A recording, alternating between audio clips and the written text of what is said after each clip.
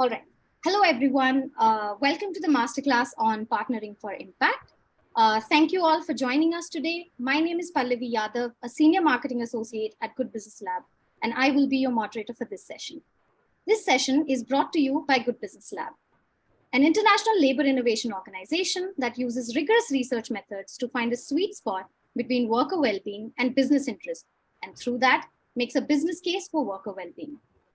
Each of our projects starts with identifying worker needs. We then collaborate with businesses to design solutions, test these solutions for their well-being impact as well as financial returns, and finally, drive the adoption of proven solutions. You can probably guess by now that at each of these stages, partnership with businesses and corporates with large-scale workforces is a critical element for our day-to-day. We've successfully built several strategic and collaborative partnerships with private sector firms to build a business case for worker well-being. So we thought, why not collate our experience of these partnerships and share our learnings with our M&E and research community? And that's exactly what we hope to do through today's masterclass, so that we can all realize the potential of businesses for social impact.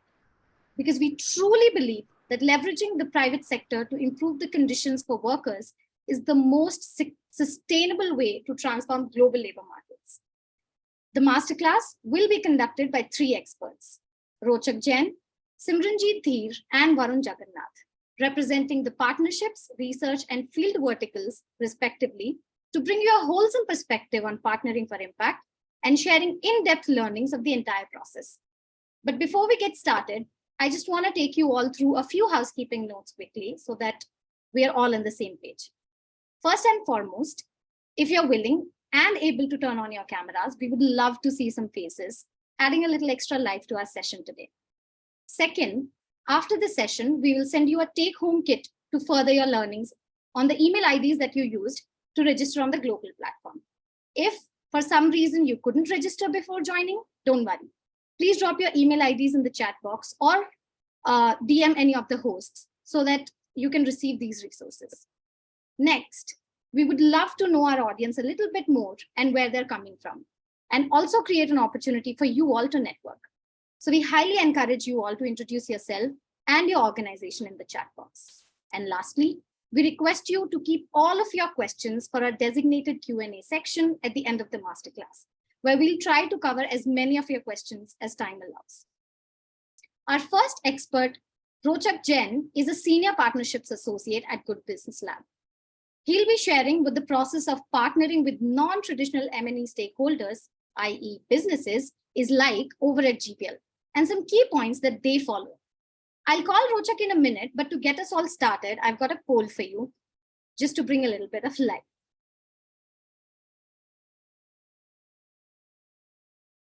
I hope you can all see the poll on your screens.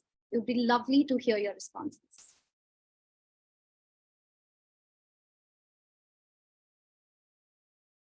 I can see some people are responding.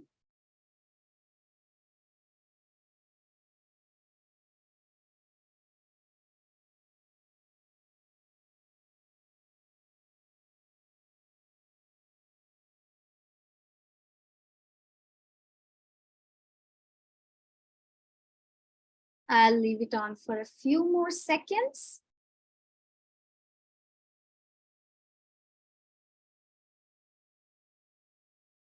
All right, closing the poll now. In 3, 2, 1. Oh, I see your organizations are engaging with multiple of these stakeholders. So I really hope that you get something out of this session today.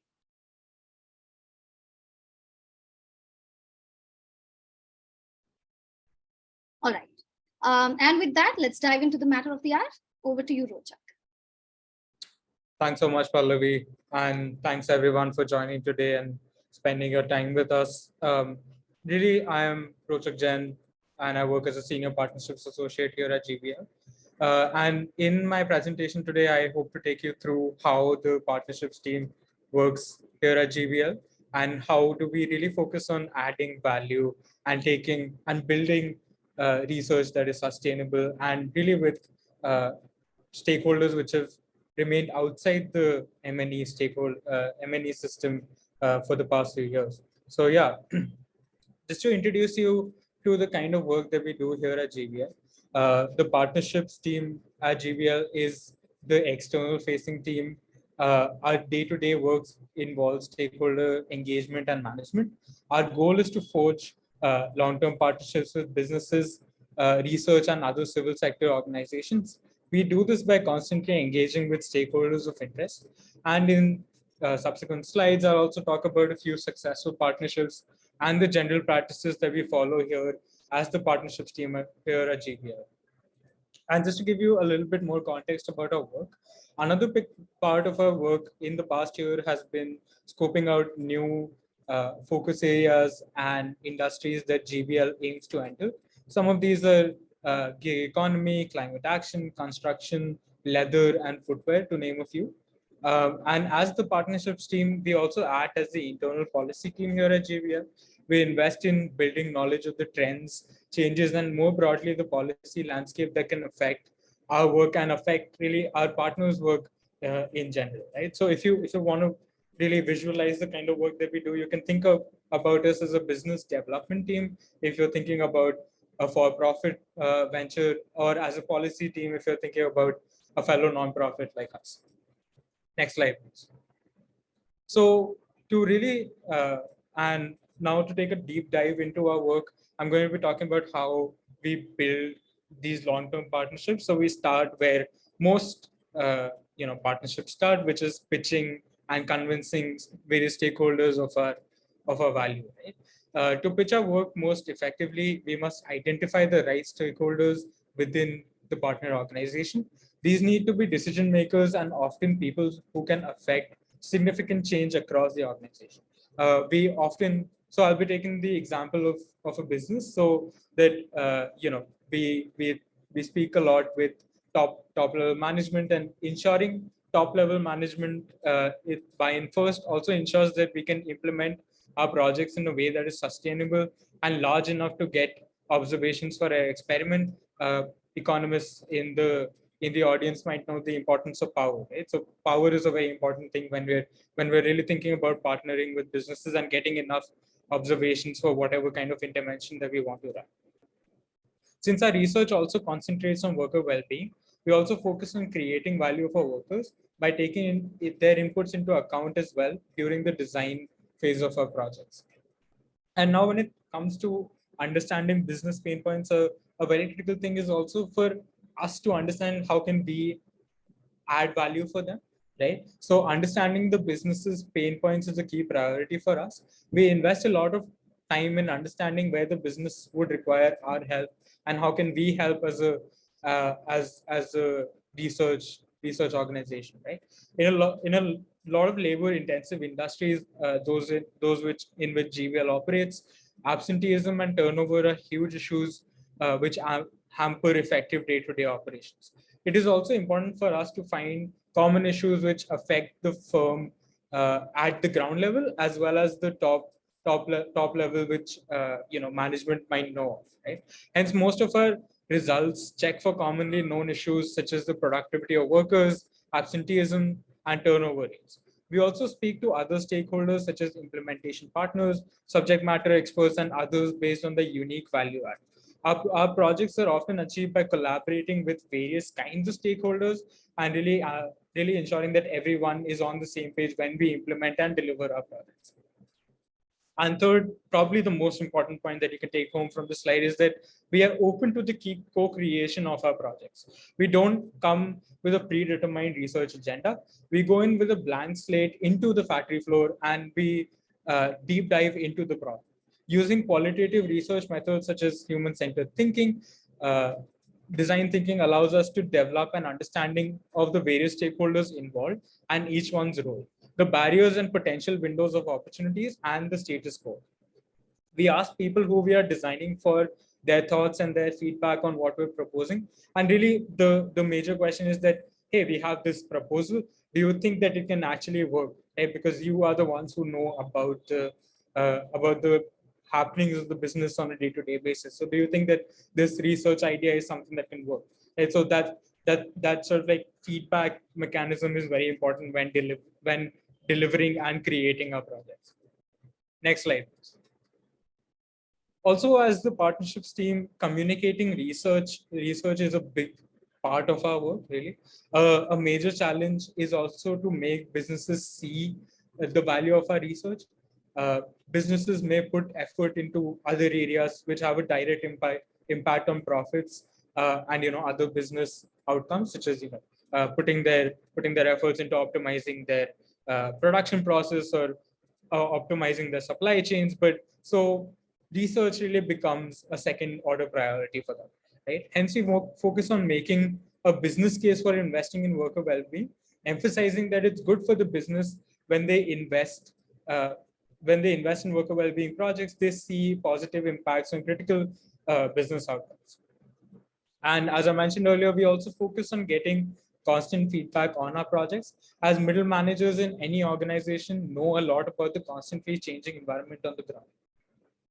Our field design and research teams collaborate closely with these middle managers, and my colleagues Simran and Varun will talk more about this. They are in constant touch with the production managers on the factory floor. This also ensures that our interventions are built in such a way that they deliver rigorous results, which add value to the businesses as well. This also leads to better buy-in for future projects and seeing the better implementation of ongoing projects as well. Next slide, please.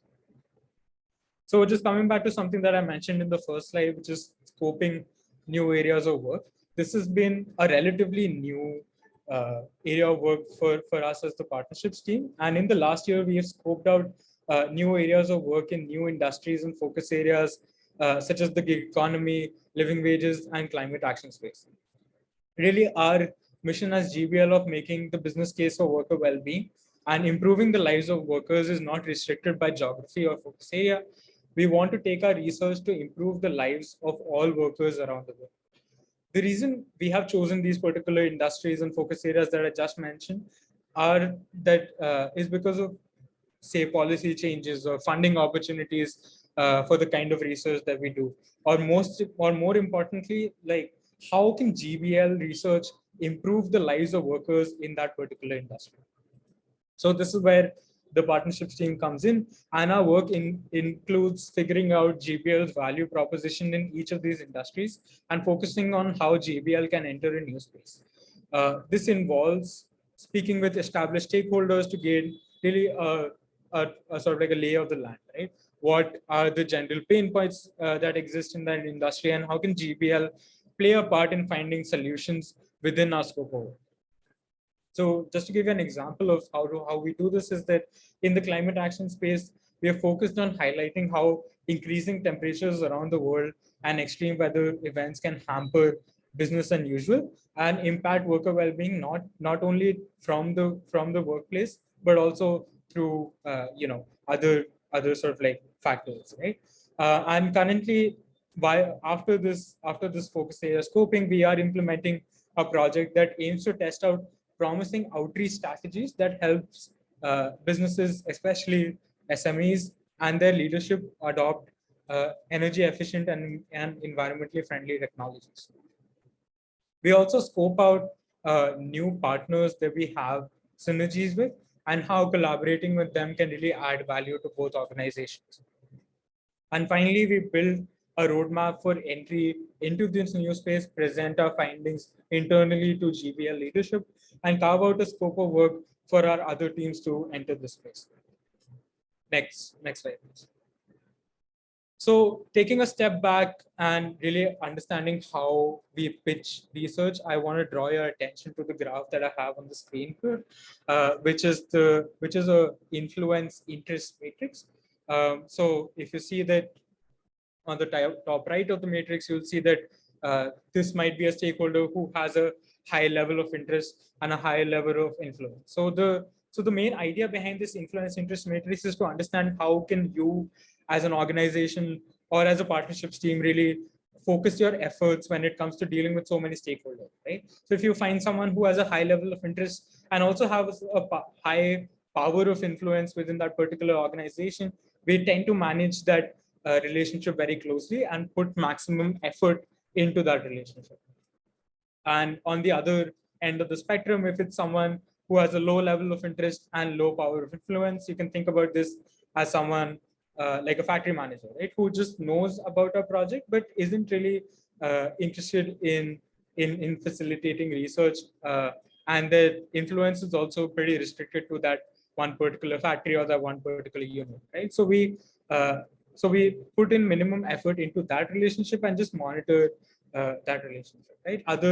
Other examples of this also include that someone with a high level of influence in the organization, but a low level of interest, we keep them satisfied, we keep them updated, and someone who has a high level of interest but a low power of influence, we keep them informed of the various goings on within the projects, right? Because these are the people that you want to tap when it comes to getting feedback or getting ideas for new projects, right? So yeah.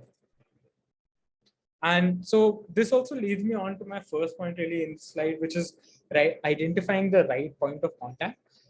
We want to pitch our research to someone who is a decision maker, with basically, if you think in terms of the matrix, has a high level of influence and can affect business decisions from the top. These can be, CHROs, chief human resource officers, sustainability team leads, organizational development team leads, CEOs, COOs, or really anyone from the top level of management. In the recent past, we have also explored conversations with sustainability and social impact leads as the world really moves to incorporating sustainability and social impact within sort of like a day-to-day operation level. We also see a high level of interest in our work from someone working in a sustainability team or a social impact. Right? We also, as I mentioned earlier, we also emphasize the business case of worker well-being. This also helps in just generating interest in getting someone, like getting our foot through the door, right? And just getting that first meeting is something like that can be a game changer when it comes to sort of like a long-term partnership, right? And most importantly, knowing your audience is very critical, right? As a research organizations or folks involved in the measurement and evaluation space, it can be very easy to get caught up in jargon and complex ideas. We need to break down research and ensure that it's accessible, right? We need to explain our research in very clear terms to the people that we are speaking to. This level of complexity will, of course, differ to greatly depending on who you're speaking with. We as the partnerships team with different kinds of stakeholders, we use very different strategies when it comes to things like pitching or just managing that particular relationship, right? And one thing that I would like to mention here, and which often slips through the cracks when you look at successful partnership, is that it can take a lot of time for a partnership to get converted, right? This is an extremely effort intensive process, and this can be especially true with larger firms or governments or really anyone who has dealt with any kind of bureaucracy before, right? It can take weeks or even months to finally sign a contract with a business and get the work started. We keep our efforts intensive, but not too pushy as well, because we don't want to put the other party off.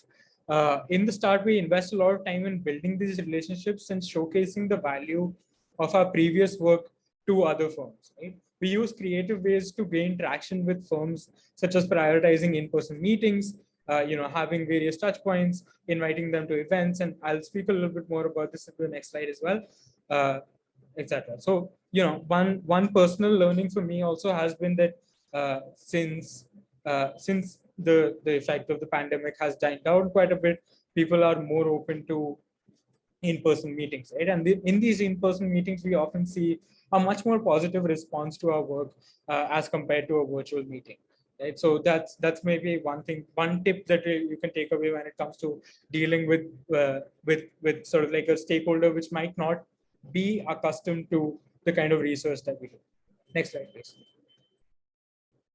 Yeah, and taking a step back and really looking at the macro view of how we do stakeholder management, these are a few tips and tricks really that we follow as the partnerships team, and we emphasize this within GBL as an organization as well. The first thing is to establish a good foundation for the partnership, right? We want to communicate clearly the objectives of the project, division of work, and the delegation of tasks right at the onset of the partnership. If possible, try and get these written down and agreed upon in sort of like a binding agreement as well. We also want to nurture the relationship. We don't want to just say that, oh, we'll do research and we'll come back to you a year later with these RCT results, right? We don't want to do that. We want to ensure that regular communication and updates on the progress of the partnership, and this just ensures that everyone is on the same page, right? And this can take the form of regular report updates, calls with stakeholders, or presentations. And this also allows us to keep innovating on how the partnership can be serviced, right? How can we ensure that people who invest, who sort of like took a chance on us, really, they are sort of like just serviced and satisfied with the kind of work that we do, right? We also try and have multiple touch points, such as sending newsletter updates and meetings with different stakeholders to generate buy-in, inviting them to attend our events or speak with us during certain events as well. The third one is sort of like an alignment of values. It is important to understand during early conversations that what is each organization's motivation behind this partnership. And this is a common point of focus during early conversations as well. It should continue, and it should be continued to be discussed throughout the partnership as priorities might change over sort of like a longer partnership, right? And we also want to emphasize accountability and metrics. As I mentioned, this can take the form of regular report updates, calls, and presentations. And just to sort of like take a step back and also give you an example of this, in one of our projects in LATAM, we were partnering up with this big corporate in the retail space, and they were ready to sort of like pull the plug on the partnership, right? But what we did as sort of like a last ditch step was just to have a call with them, and we presented initial findings of our research to them, and their attitude took like a complete 180, right? Where they were very impressed by the work that we're doing, and very impressed by the initial results that we were able to find.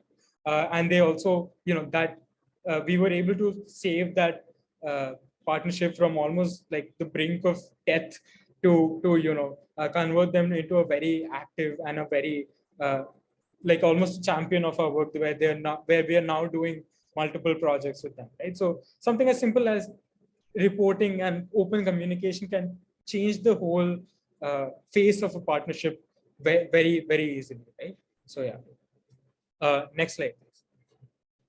So some common challenges that we face as the partnerships team is to generate buy-in from all levels of management, and this is something that we struggle with. While our research project may make sense and get the green light from top level management, this hardly ever translates into buy-in from factory managers and middle management. This is because different levels of management have completely different and often conflicting priorities.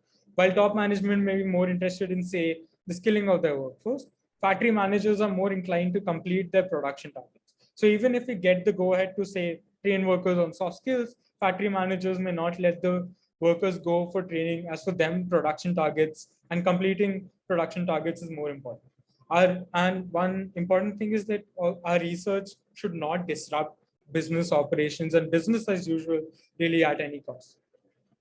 And another big sort of like challenge that we face is coordinating conflicting priorities between businesses, funders, and research. So our funders might want us to do a certain project in a certain way, but that might not fit in with the business or the research agenda. And often business agendas might not fit in with funder or research priorities. So this kind of balancing act, a very delicate balancing act, if I'm being honest, is something that the partnerships team and various other teams at GBL constantly do. Next slide, please. So I also want to talk about now a few successful case studies that we've had, of partnerships that we've had here at GBL. The first one, and probably our most important partner, is Shahi Export, which is India's largest ready-made garment manufacturing firm. It is GBL India's largest partner. GBL as an organization was created when our co-founders Achyuta Advaryu, Anant Naishidam met Anant Ahuja, the head of the organizational development team at Shahi Exports. They evaluated the effects of a soft skills training program called PACE, which was created by Gap Incorporated through a randomized control trial. They found that workers were more productive after the programs, and Shahi's return on investment was quite high. As a result, our three co-founders collaborated to form Good Business Lab. And because of this unique relationship, GBL has access to Shahi factories and the data, which helps us to collaborate with them effectively. To continue to effectively, sorry, next slide, please. Yeah, so to continue to effectively service our partnership with Shahi, we have come up with a systems dissemination strategy to ensure that our research results are spread to different stakeholders within the Shahi ecosystem. And when dealing with a partner like Shahi, which is multiple teams, factories, and priorities, it's useful to understand how these various components interact with each other. We have engaged with Shahi compliance, HR, and corporate management teams to disseminate research findings for a few completed projects. And as you also might have seen in our initial slide, we also focus on scale up of our projects. So in the next case study, I will also go through how we scaled up an existing soft skills training program in a different context. Next slide, please. Right. So we partnered up with Danish brand Gani and their India-based supplier Ratnik to explore a scale up of one of our programs, Stitch. Stitch is GVL's flagship soft skills training program for supervisors on the shop floor. To understand the factory's particular context, to understand basically Ratnik's particular context, and to align the Stitch program with the supplier and brand expectations, we did a design scoping phase wherein we got an idea of the supplier factory's unique context, right? And there were lots of factors that led to the implementation of the scale up.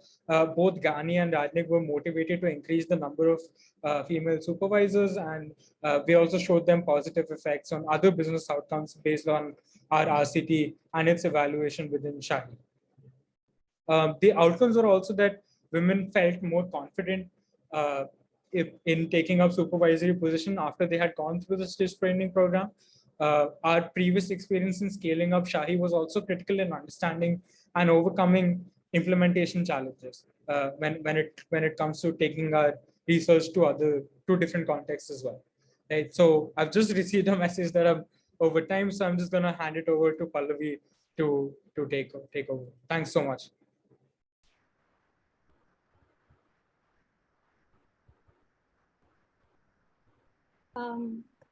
Thank you, Rochak. I really hope that our audience is now a little bit familiar with how GBL sort of approaches its partnerships. But before we go to our next expert, let's take a quick poll to check if our audience is with us. I am going to launch the poll right away, and I'm hoping everyone will respond.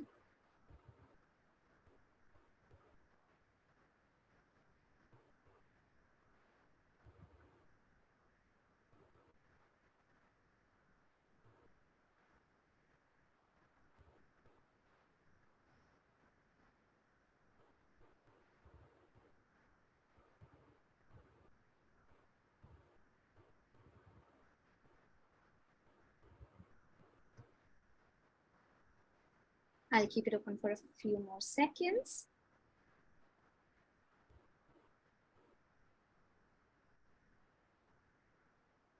All right, closing the poll in 3, 2, and 1. As you can see, hopefully see on your screen, a lot of people responded with the first option, but the correct answer is actually option 4. And maybe Rochak can give a little bit more information on that at the end of the session if we have enough time. And in the interest of just saving a little bit of time, I'm going to back it and stop sharing the panel. Right. Our next expert is Simranjeet Dheer, a research manager at GPL. She'll shed some light on the researcher's perspective on collaboration with these businesses, and will also highlight the opportunities and challenges that the researchers experience, and of course, some solutions to deal with it. Over to you, Simran. Hey, thank you so much. Hi, everyone. Pallavi's already given my introduction. So without further ado, I think we can start on sort of discussing what does it mean for researchers to collaborate with businesses. But before we do that, Pallavi, next slide. I just want to run everyone by what kind of research we do at GBL. Next as well. And essentially, just to cover that, we as GBL invest in rigorous evidence-based insights. We use both qualitative and quantitative techniques. The main sort of sector where we work in is under the umbrella of the labor sector. So we try and identify development issues within this sector, which could be related to gender, health, skill gaps, and then we try and relate the impact of such issues on worker well-being and business outcomes. We also do explore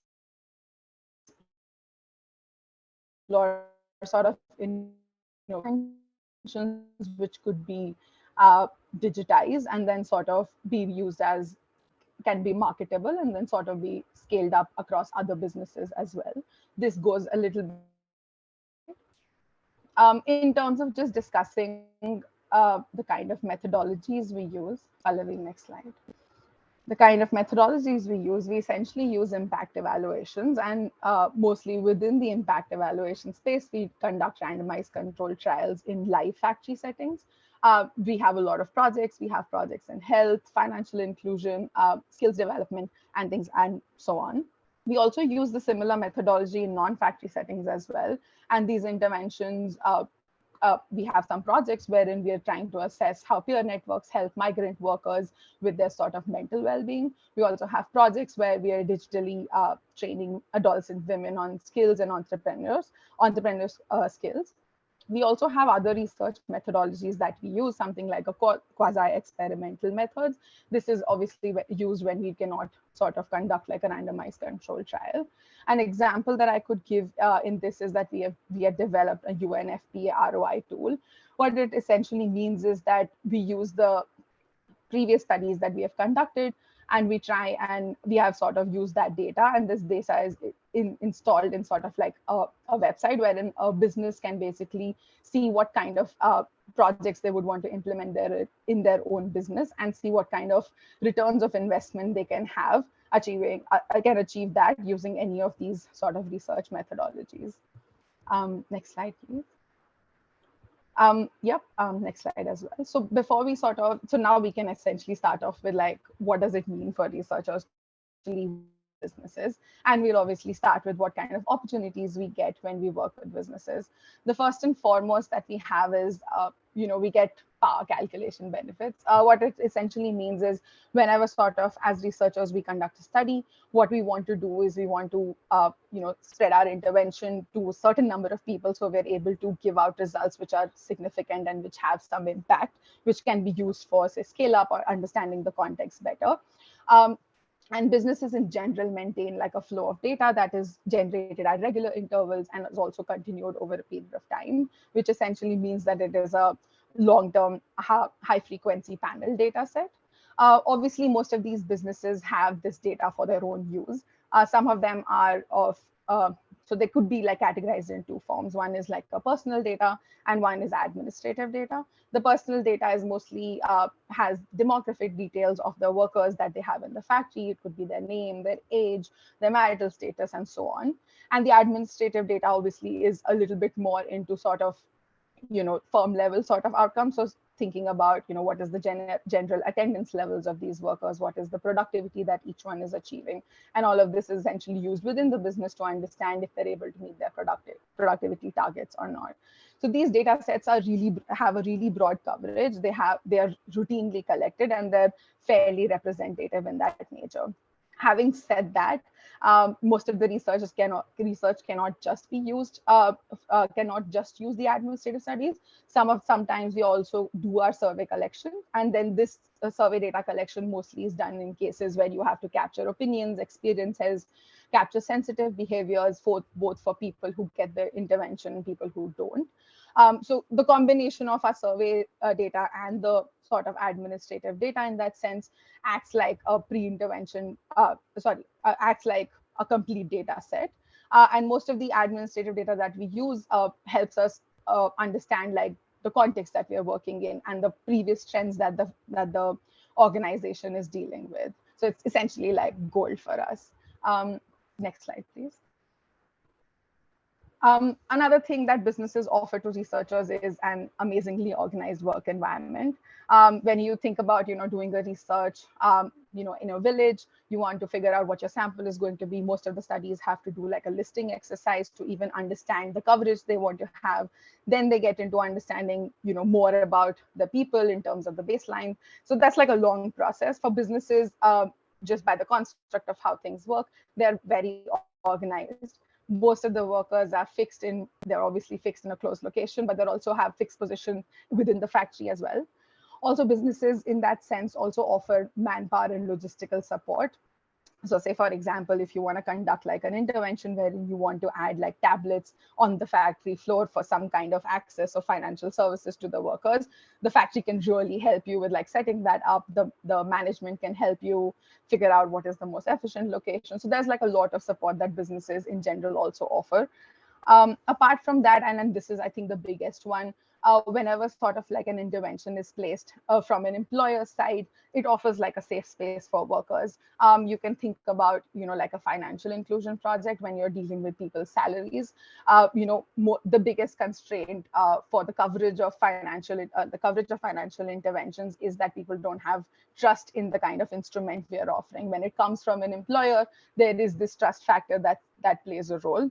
And that really helps sort of us extend that sort of intervention across, couple of units, couple of factories. Next slide. Apart from that, businesses also have like really high skilled management personnel. These people, you could think about this as on a factory level. There could be like a general manager. You could think about somebody as big as like the CEO. No matter who you speak to in the organization, they may not know how research works, but they very well know how their own company works, how their people work, what in general works and what doesn't.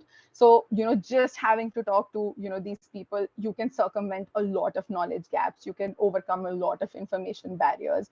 And this really helps in solving logistics of managing really complex and like sensitive interventions. Again, like you could think about that salary sort of an intervention, access to like some financial a tool sort of a intervention, or you could think about an intervention which deals with people's mental health.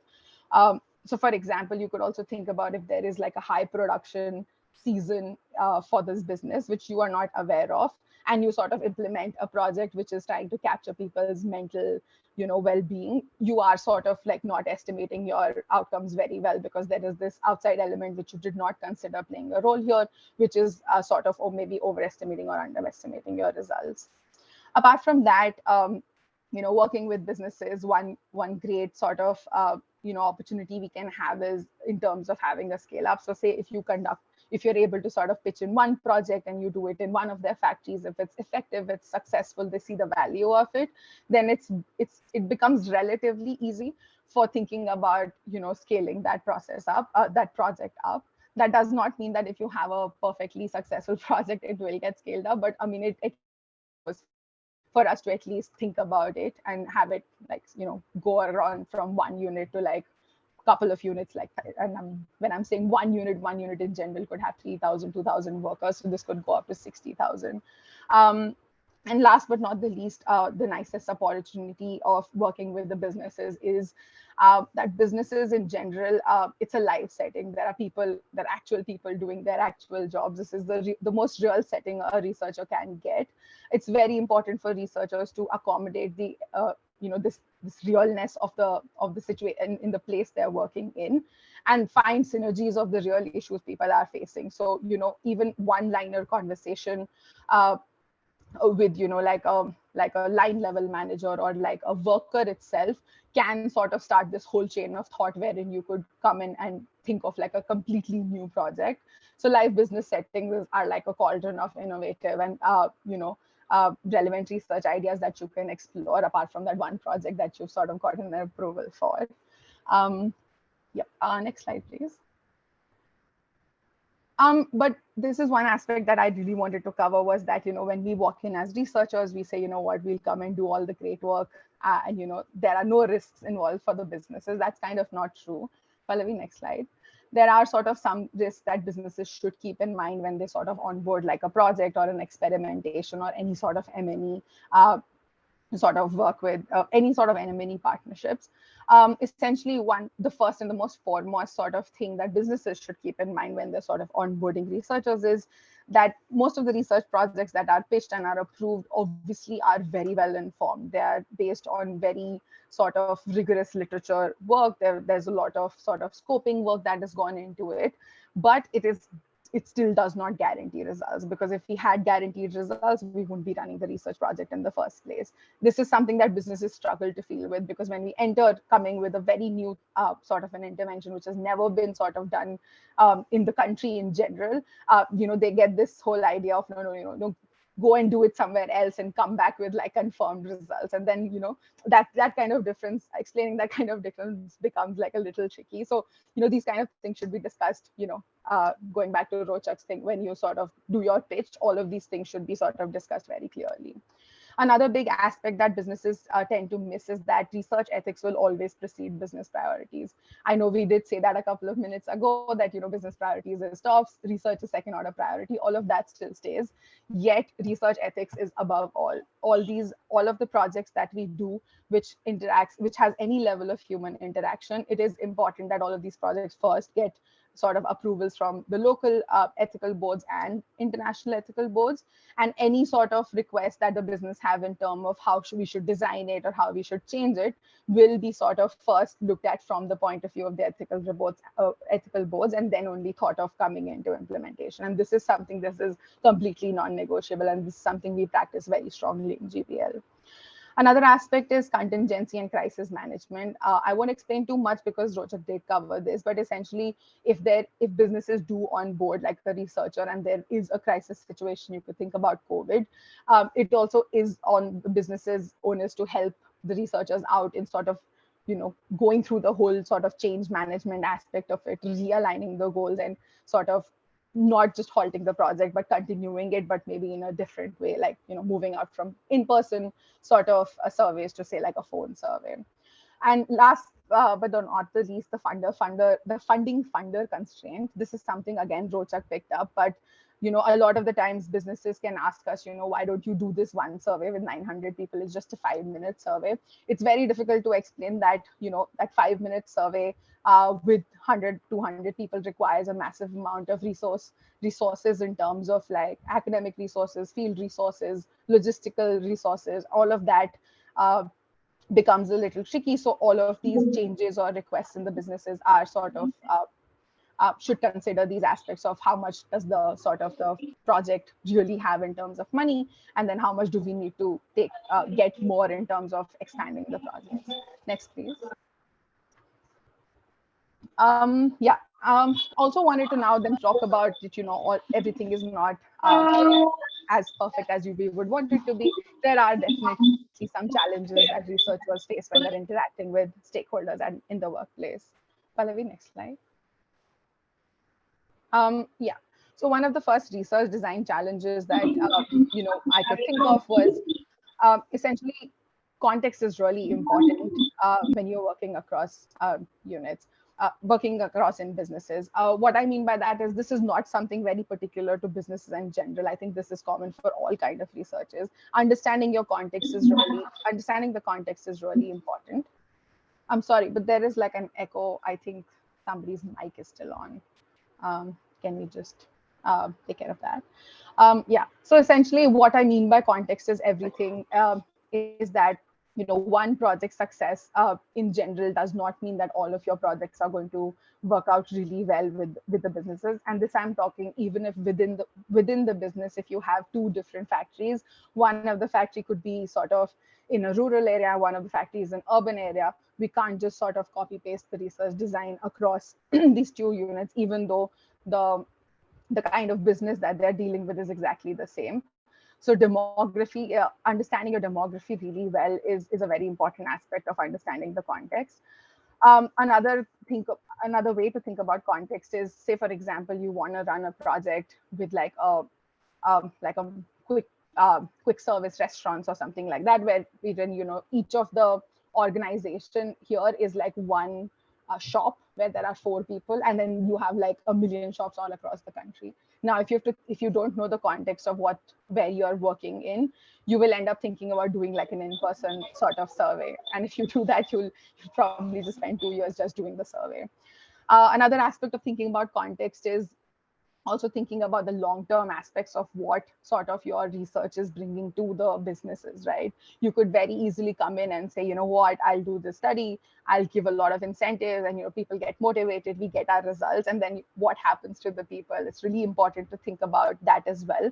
And this goes back to what Rochak was saying. Constant communication is something that is an answer to deal with it. So I'm trying to do challenges and the ways to deal with it. So the challenge is, understanding your context. And in terms of thinking about how to deal with it, honestly, as researchers, all you can do when working with businesses is to talk as much as you can, make everyone talk to one person 10 times if it takes that, but have them really understand what you're doing. Because unless they have a clear understanding of what you're doing, if there is a problem tomorrow, they won't be able to help you because they did not understand what you're trying to say. Another way to sort of understand your context is by planning scoping work. Understanding the organization is really important for us, and more than that is also important for us to understand participant behavior, the want of the participants, of the kind of interventions that you're like trying to give to them, and keep those things in mind. And in some situations, when the context is really complicated, most of the projects end up doing like small one pilot, and then that's good enough. But sometimes the context that you're working in is so complex that you have to do multiple pilots, each covering very specific aspect of what you're trying to understand, to get this 360-degree understanding of your context. Yeah, Pallavi, next slide. Yes. Another big aspect to know is that when I talked about businesses give us data, they also don't just give us data like that. Businesses build boundaries around their data. It's, like I said, the whole reason for why they have their data is for themselves. So when you're sort of asking for access to this kind of sensitive data, disclosure apprehensions always exist within the businesses. Maybe they're okay for you to sort of, they're okay with you analyzing the results and giving them the outcomes, but they may not be okay with you disseminating it and putting it everywhere, right? For businesses, brand is everything to them. And to be able to sort of overcome this, negotiating these complex data access agreements becomes very tricky. And sometimes there are very unfamiliar technical hurdles that we face. So every business has like their own data warehouse system. And as a researcher, the only way you can access that information is by understanding the warehouse, the data management system that they have, and which sometimes even takes years for us to like make sense of it and make it clean and ready for our work.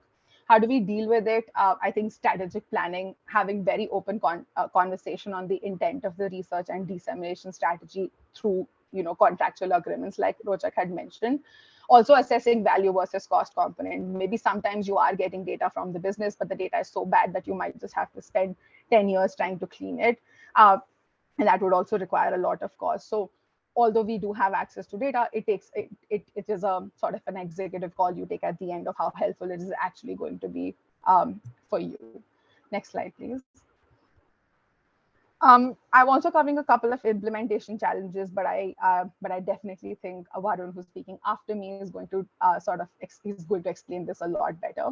But in terms of implementation challenges, the biggest implementation challenge of working with businesses is sort of understanding that businesses have a very dynamic environment. The structure and function varies with the general attendance they have in the factory, the buyer requests, the production targets, the production seasonality. All of these things are very common, in their environment, and it's very important for researchers to sort of adjust to it or understand it, or at least circumvent it in the easiest possible way. Like Rochak mentioned, we cannot walk in and disrupt their whole functioning. That's because research is a second order sort of priority for them. You have to sort of create like a very coordinated, cooperated environment with them, where you're constantly communicating with them and understanding what sort of situation is it in those factories that you're dealing with. How you can sort of deal with this particular sort of adaptability aspect is, preparing extensive escalation contingency plans. Most of the research projects have very thorough planning that goes into before we get on the field and actually start interacting with with the workers or the participants. So thinking about that, thinking about buffers really helps. Also, I think at some point researchers also have to be accommodating to making minor sort of edits or alterations to your research and implementation design based on the real setting that you're working in. Because at the end of the day, if you don't have your workers or if you don't have your participants, there is no research project.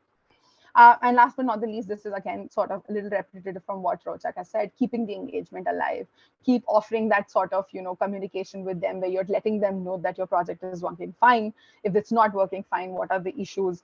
Trying to get more information from the, the factory, that particular factory level to actually the leadership level. Having that constant communication helps manage these kind of dynamic situations very easily. Next slide, please. Another implementation challenge, which is also very important to understand for researchers, is, say, for example, like going back to that village what I'd refer to. Now that we know who are the people in our sample, we would say, what, let's do like one nice 1-hour survey and try and get as much information from this person about whatever outcome that you're studying. In businesses, you can't do that. Your time is productivity, and productivity is direct money. There is sort of no indirect sort of pathway to this. Think about it. If you have a 30-minute survey and you need 200 workers, which is a relatively smaller sample, you have already taken 6,000 minutes of productivity from the business. So every minute that you spend in the factory, every second you take a worker out of their line, that is a cost to the business. So you have to be sort of very aware of this fact and understand that even though you have top level approvals, if you are going to mess around with the operationality of that particular factory unit that you're working in, the project is going to halt. There's no second way to it. Apart from that, how do we sort of deal with this? Just realistic project planning, really understanding how much time do we have, in terms of doing our surveys, in terms of doing our trainings, whatever your research project is about. Also thinking about your survey and survey design a little more efficiently. You could think of a very detailed baseline sort of a survey, which is 1 hour long, but you may not always have time to run it. So you have to really think about what is the most important information you can take during the baseline and how you can break it and maybe, do some sort of a sub-level analysis where you're taking a smaller sample and checking those other not so very important sort of aspects and covering it separately. There are a lot of ways to deal with it. Next slide, please. And last but not the least, and this is super, super important, as researchers, I mean, whatever we do and however we do, it's all for the participants. In our case, let's say, for example, our workers, it's very important for researchers to never lose sight of what the people who are actually getting access to these interventions are feeling about. Oversight to these concerns lead to major disruptions in businesses. Participants, another aspect you have to think about is that the participants in a business sort of setting, they're not your employees, they're employees of the business. So even if they have approvals from people, even if their immediate manager says yes to something, if they know at the end of the day their productivity is getting harmed and it's going to affect them directly, they themselves voluntarily will not come up for your surveys. So, smaller things like that, it's always important to understand how your participants are being affected, what their motivation is going to look like when you offer them an intervention versus when you take them away. How do you deal with it? Regular feedbacks with the participants. It's very important to not just check with the businesses and check from a research perspective, but also check with the participants on what their understanding is. Most often, most of the research issues that we have are resolved from basic communication with the participants and just asking them what's wrong, why you're not doing this. It's as simple as that. You can also talk to their immediate managers and try and work the way out. But the first one will always precede that. Another thing you can do is keep a hard check on when your participants say no to your project. What is the level of consent no's that you're getting? What is the attrition post the intervention rollout? And there are a lot of other metrics that you can look to study this aspect. Next. I think this is the last one. Yep. So I think essentially, I think businesses do offer like a lot of research opportunities for the researchers. It comes with fair amount of risks. There are challenges, but it's definitely worth it. So that's all from my end.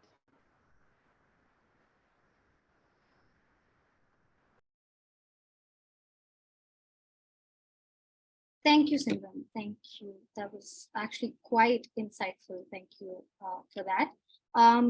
Before we move on, I just want to take a quick pulse of the room and see if everyone is with us. And that's why just one more poll to bring everyone back to activity. This is directly from what Simran just talked about. So looking at your responses now.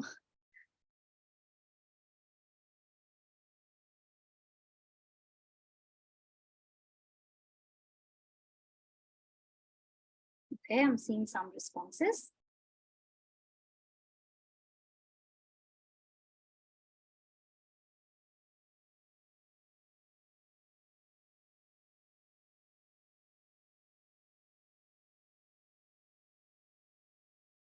I'll keep it open for a couple more seconds, maybe a little more. All right, closing the poll in 3, 2, and 1. I hope you all give your responses. And as you can see in the results, the answer is C, access to high interval data and a large workforce. And if we have time at the end of the session, Simran can maybe walk you through it again. All right, and I guess with that, we'll move to our final expert for today, Varun Jagannath, who is the Associate Director of the Field Vertical at GBL. He oversees the implementation of GBL's research projects in Bangalore and also oversees the entire field team. He'll be sharing the field team's perspective on the operationalization of the research in a live working environment and highlight the challenges that are encountered and also how they're addressed along the way. Over to you, Varun. Yeah, thank you, Pallavi. Firstly, thank you all of you for joining in and listening in for such a long time. Thank you for being with us. Let me start off. Pallavi's already introduced me. I take care of the field vertical. If you can go to the next slide. To give you a brief introduction about the field team. The field team is the one who's responsible for operationalizing research ideas to getting the operationalized research ideas, right? We are one of the biggest teams at GBL. One specific thing, one unique thing that we have is a diverse group of people who are coming from different backgrounds. But one thing that connects everyone is a shared passion, that passion of working with people. So this is a unique skill set, and this is what helps because most of our work is in the ground, talking to people, connecting with people, and this skill set is very important. And that passion really helps us motivate and work a lot more, because at the end of the day, for us, the impact that we want to see is for the workers and the workers at large. So that is what we are working towards. The next slide. The role of, like I mentioned, the role of field vertical at GBL. I look at two main areas. One is research operationalization. This part of partner buy-in, Rochek has touched upon, Simran has touched upon, but this partner buy-in that I'm going to talk about is more specific at a mid-level management, at factory levels and lower level management. It's very important for us, like Simran mentioned earlier.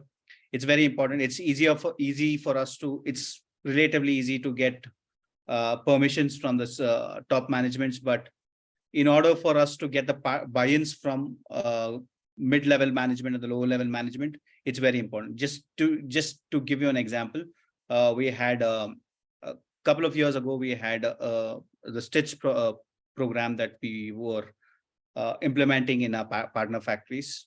The top level management had given their approvals, but it took a lot of time for the mid-level management to even send people towards this training, right? So that's where we understood there is a need for buy-in from all levels. It's not just one level of buy-in, that there's no trickle-down effect here. We should make sure that we go talk to them, and for them, it's very valid on their part, because at the end of the day, like Simran mentioned, production is what matters to them. If if they send someone for a training or for a survey for half an hour, it's production loss. So this is one of the biggest challenges that they have. And what do we do for this? This is one of the biggest challenge that they have. One solution that we have looked at is going and talking to them and understanding their concern. Firstly, we have to acknowledge their concern, saying that, yes, this is a concern. How do we work around it? Can we plan in advance? Can we split across this? Can we reduce the time taken for this, right? So this kind of buy-in is quite important for us to, that also builds a trust that they have with us. And if there are any issues, we can definitely have that communications open, and keeping channels of communication is very, very open when it comes to partner buy-ins, right? I'll talk more about it. I can give a lot more examples in the later slides. We also try to, second role that we do is give input on, say, design of a project. Sometimes as researchers, right, there are out of the box ideas. There are a lot of out of the box ideas. And that ideas might be very disruptive in businesses, and usually their businesses are not very entertaining towards out of the box ideas. How do we balance it out? At the same time, we need to try something out of the box, but at the same time, how do we keep it within the limits that the businesses accept? So this is one of the main, we also give, try to give inputs on, okay, this is what is feasible on the ground, and this is not feasible on the ground. So those kind of inputs we do. I'll give examples later. With implementation, this is one of the biggest role that we have. We need to implement the research to the T, right? There shouldn't be any deviations here or there. That's very important for us. And especially working in a live working environment, it becomes very challenging to implement research to the T, right? When you're looking at randomized control trials, half of them will get, half of them not will get it. So it's very important for us to convince the management there with this idea. Like, okay, half of the workers will get, half of the workers will not get this treatment. It's very important for them to understand. So it's very important there that this has to happen in the way we have designed it to happen, right? There are several challenges that might come up, especially implementation challenges that Simran has spoken about earlier. Some specific things are like, say, giving a soft skill training for a certain section of people. Some people will get it, some people will not get it. There is always a bias saying that, okay, from the management saying that, okay, this person might not need it, put this person instead. That's not the way that research works, right? So it's very important for us to convince them and have open rounds of communication with them, so that communication is there, and we are implementing the research to the team, right? Like I mentioned, with monitoring is very, very important. We always need to be very attentive, look at the details. There are several cases that I can give examples after examples of how we have how monitoring is very important, right? I will definitely give that in the following slides. The next thing that we are doing, and this is like a bread and butter of our work, data collection.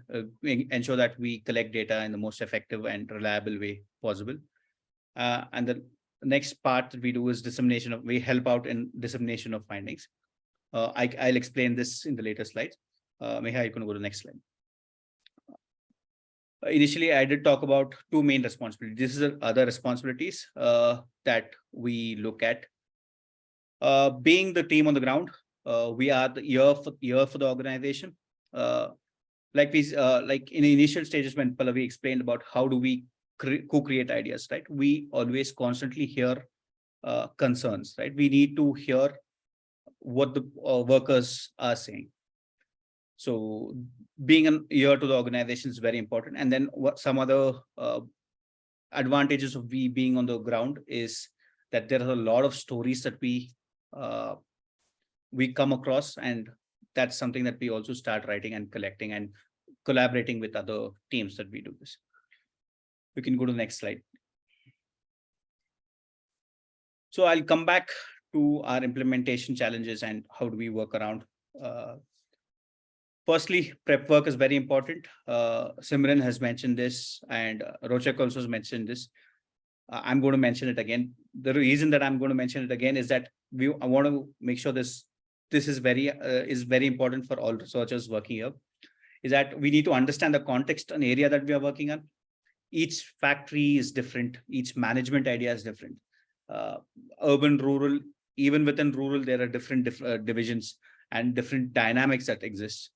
So it's very important for us to understand all of these differences in order for us to sit and work with the management or go work with the factories. How do we see, again, in order to, once we do this, then there's a factory buy-in there. How do we do the buy-ins? This is very important for us. The challenge is the buy-in.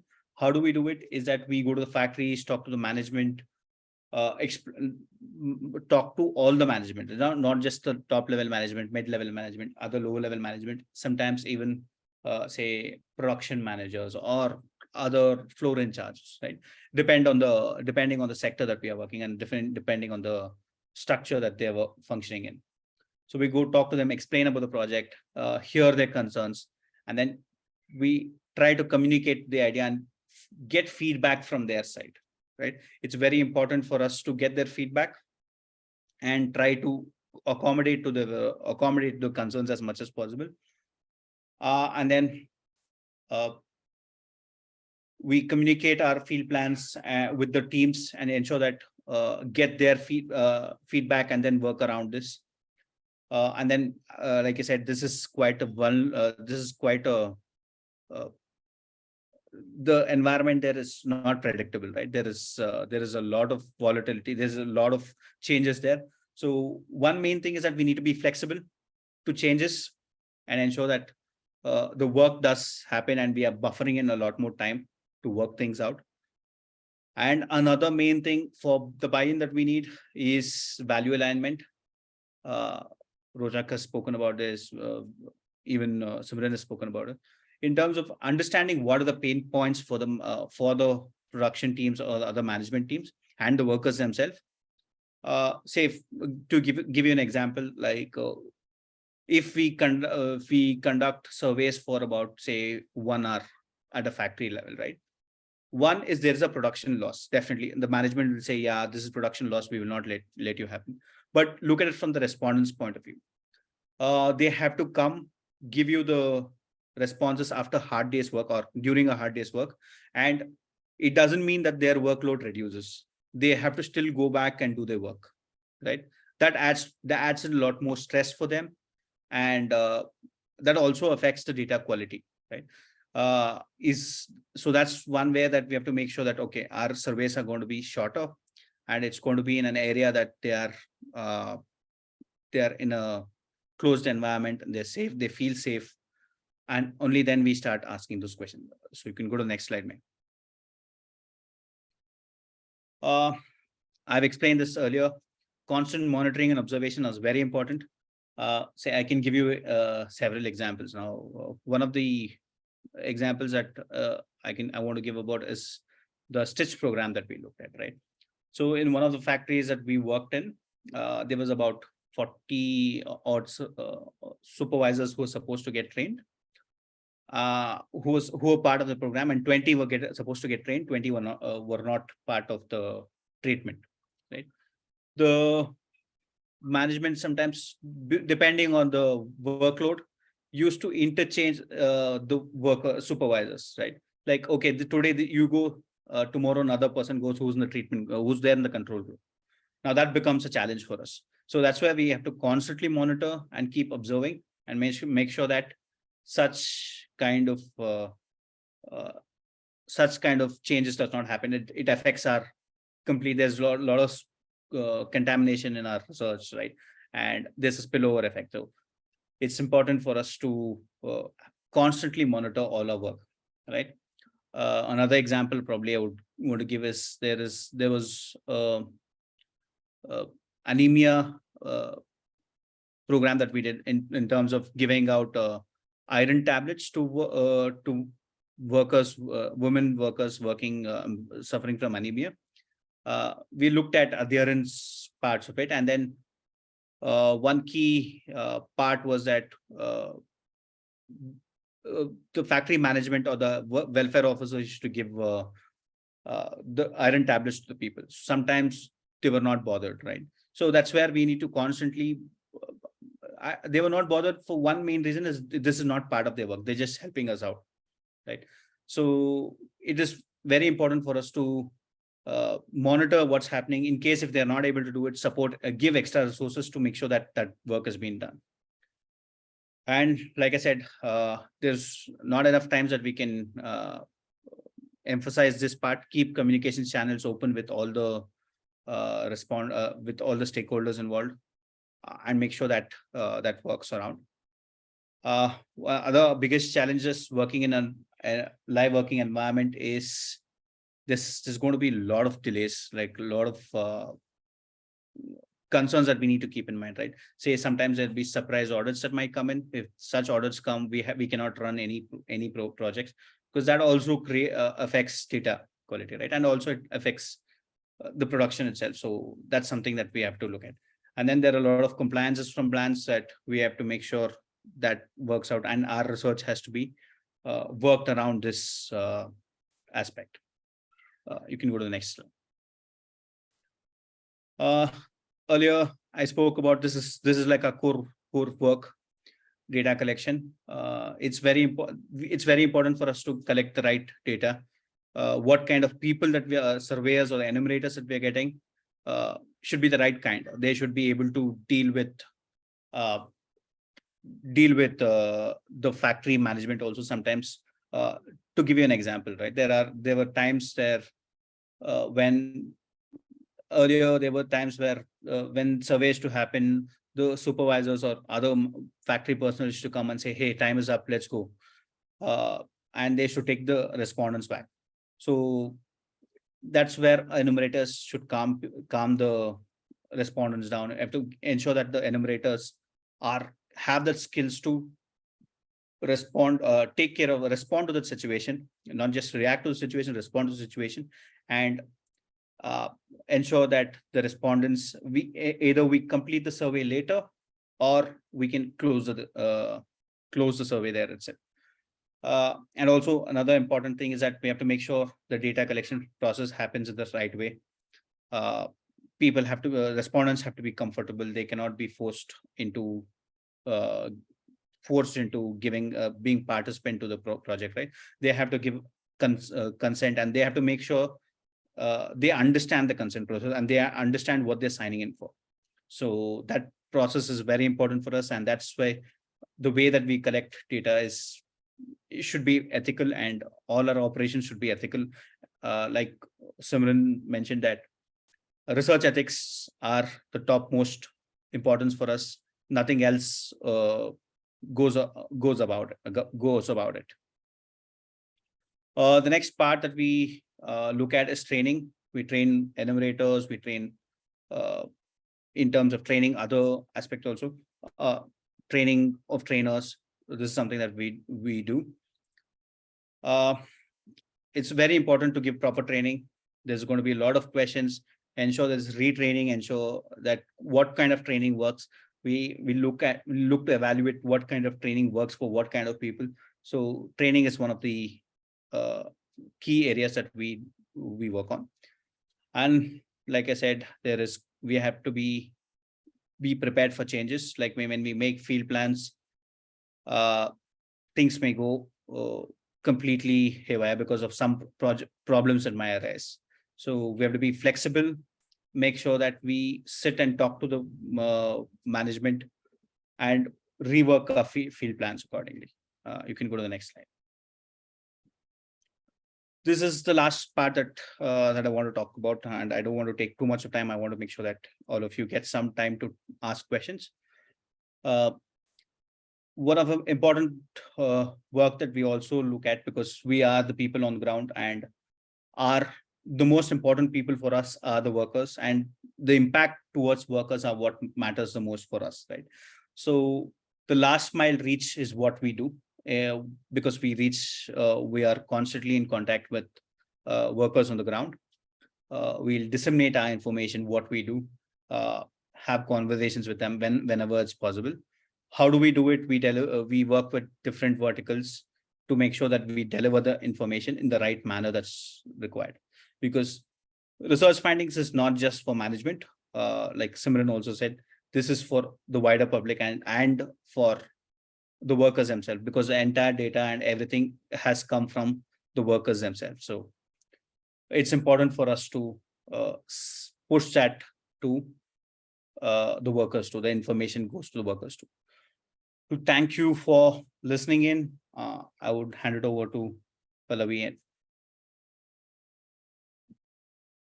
Thank you so much, Varun. Thank you. I think that painted a picture for us of what it's like on the ground.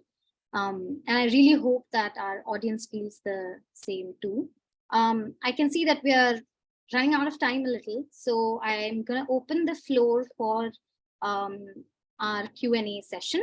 But in the time that we get questions in the chat box, I can maybe take a couple of minutes to summarize what we've discussed in today's masterclass. I've written down some of the pointers, and just as a refresher for anyone before we close down. And in the meantime, I request everyone to share their questions on the chat box, and we would make sure that we get to as many of them as possible if you have any questions.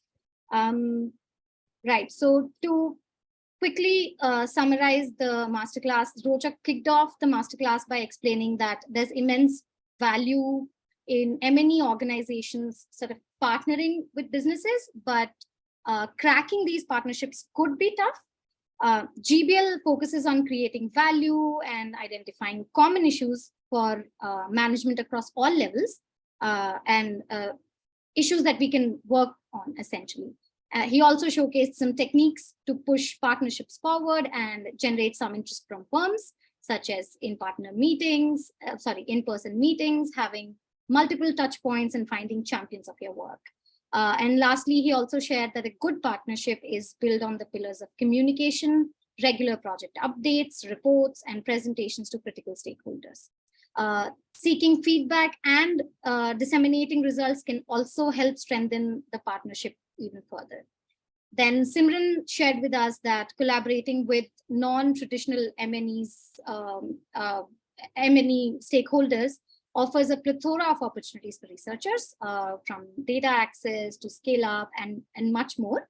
And as the world moves towards realizing the true potential of such private partnerships, it's important for researchers as well to assess the option of venturing into this space, especially for employed labor sector. She also shared that opportunities and challenges go hand in hand. So while it's important for researchers to acknowledge that these challenges are very real, in a long term, they do not outweigh the benefits of such collaboration. So if you see sort of from a long-term perspective, as she mentioned, and overall, such collaborations are a two-way street. With aligned goals and a strong motivation, both businesses and researchers together can contribute immensely to improving worker lives and their well-being. And then finally, Varun highlighted a few very important points for us. Firstly, obtaining partner buy-in at the ground level is very important. It's crucial for the success of any project, because when partners are supportive and invested, they're more likely to actively contribute to the implementation, and which could, of course, lead to better outcomes. Second, it of course ensures that all stakeholders are aligned and committed to the overall project's goals. And if they're involved from the beginning, their expertise and the insights can be leveraged to apply to the implementation process to enhance it, right? The third point that he mentioned was that partner buy-in is also very important to ensure smooth execution, monitoring the progress of the project, and it's extremely essential to identify any deviation from the desired path at the right moment to make sure that we're not going in a direction we don't want to go in. And lastly, of course, flexibility in our systems can truly help us collect reliable and quality data in live working environment. So I'm going to now open the floor for some questions. We have a few minutes left in the session.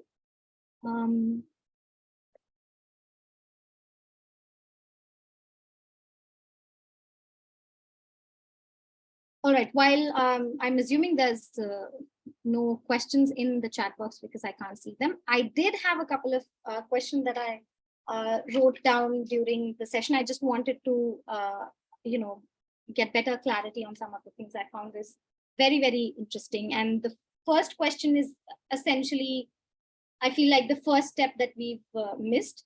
While we've talked about how to build partnerships with private players, I think the first step is, of course, to reach them. And so I just want to, just for the audience's sake, I am hoping that one of you could also explain how does GBL get in touch with these people in the first place. And I think Rocha would be the best person to answer that, but the floor is open to all the panelists. Yeah. So maybe I can take a shot on that, and Varun, Simran, maybe you can ask. You can add to my answer. So as the partnerships team, we really tap into our networks.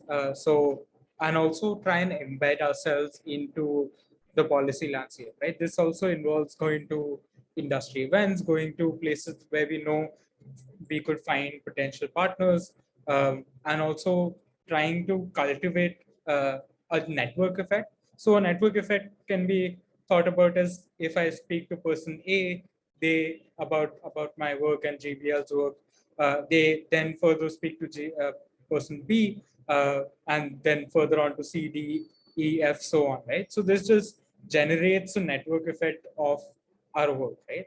When we try and speak to as many people as possible, irrespective of their background, and just try and tell them about our work. So in future conversations that they're having, they can bring us up, right? And we are seeing sort of like the results of this, right? Where when we approach certain people, they say that, oh, I've heard of your work because XYZ person told me about this, right? So we just like very, very simply, we try and cast a net wide. We try and attend industry events, and we try and leverage existing successful partnerships to get even further embedded into industries, right? So yeah. Thank you for that, Rocha. That is quite insightful. I hope the audience finds it helpful as well. I can see a very interesting question from Oscar in the chat box, and I think this is for you, Varun.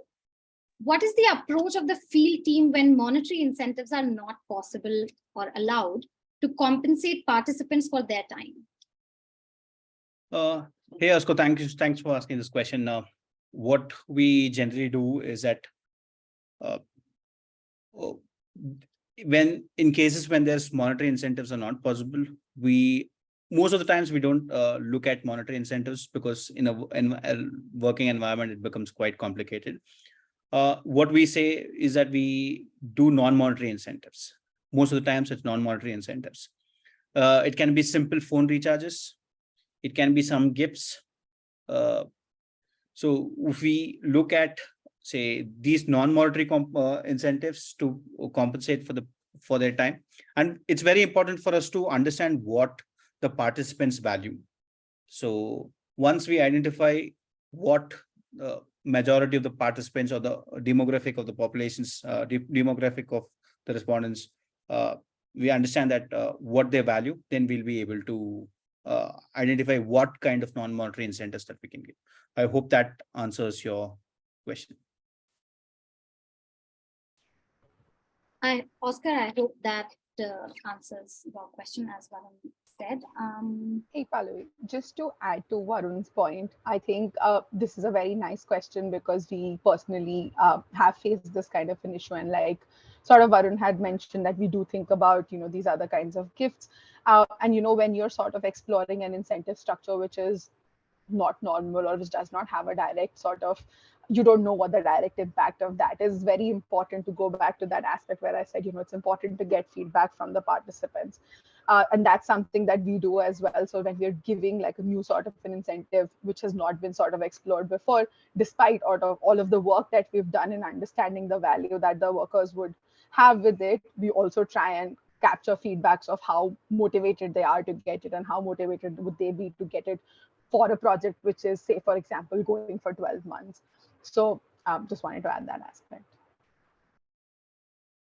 Thank you for that addition, Simran. And while I have you here, I have just a quick little question before we close the show for today. When we're trying to align the interests of M&E and research and businesses, you mentioned that we should have we should be open to changes in our research design, right? So my question is, if we keep the research design open to changes, doesn't that increase the chances of going back to the board again and again? And how does such a situation sort of play out in real life out there? Nice one. Essentially, there was a reason why I put it under the implementation challenges bit. Honestly, all research projects definitely are executed with very thorough planning. There's a lot of resources that have gone into, being ready for that day where you're actually on the field. But this is just the nature of job. We would not want to officially try and change our designs every time we have an issue coming up. But at the end of the day, we are working in a live setting. And if there is a disruption of any kind, which is restricting the project completely, like I said, we would want to make minor alterations, which do not have like a very large term impact, where we have to sort of go ahead and take those approvals again from that hierarchical perspective or even from an ethical perspective. But there are sort of certain times there is like a situation where we have to completely change the design as well. And that's something that's not that doesn't happen too long. It essentially conceptually doesn't change. It's only the implementation plan bit which changes. But like I said, I think as a researcher, we do everything we can in terms of continuing the project, trying and making it as sort of relevant to the kind of space we are working in. And it is always going to happen that you plan for something and something else happens on the ground, and that's just sort of a part of our job. So yeah, I think all kind of alterations, it's very subjective to what kind of alterations are coming in place. But if it is something that is important for the research, it's important from what we're trying to capture, it will be fine for us to go through that whole loop all over again if that's what it takes. But we will try and keep the project continued as much as we can. I hope that answers. That does. Thank you so much. It does seem quite tricky, if I'm being honest. And with that, I just have nothing else to add. I think it's time to wrap our session for today, and I'm really glad that we were able to complete the session within the time. We really hope that you got something valuable out of this masterclass. And as mentioned before, we'll be sending you a take-home kit over the next week to your registered email IDs. So please keep an eye out for that. And that's it for today. We hope to see you tomorrow at 7:30 p.m. IST for our session on case for context, where we will have Smith Gare, our Associate Director of Research, and Andrea Garcia from GBL Latin America, who's the Research Manager there. And our hope is that with bringing together these two researchers from two developing countries and two different labor-intensive industries, we hope to discuss how projects with similar aims can and should differ in their methodology to account for cultural context. And we are really excited to see you there as well. Until then, thank you very much for joining us, and have a great day ahead, or have a good night from wherever you're joining us.